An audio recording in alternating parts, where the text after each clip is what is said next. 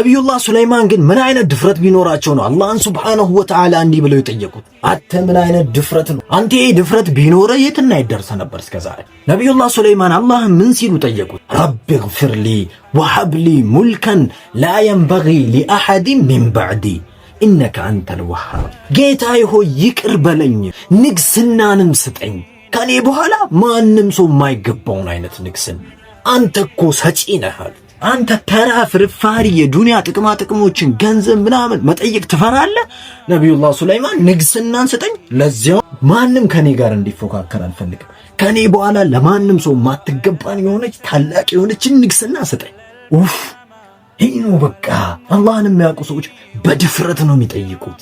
3 ነገሮችን ያዛ። የመጀመሪያው ወንጀልህን በቃ እመን፣ ይቅር በለኝ ጌታ ይበል፣ ለስለስ በል በቃ አሳዝን እስኪ አላህን። ቀጥለ የምትፈልገውን ነገር በድፍረት ጠይቅ። አላህ ካዝነው አያልቅማ። አላህን ደግሞ ሲያሞግሱት ኢነከ አንተል ወሃብ፣ አንተ እኮ ሰጪ ነህ። ስለዚህ ድፍረት ይኑር። ላክለት ይህን ቪዲዮ፣ አካውንቱን ፎሎ አድርግ። ምን ታፈጣለህ?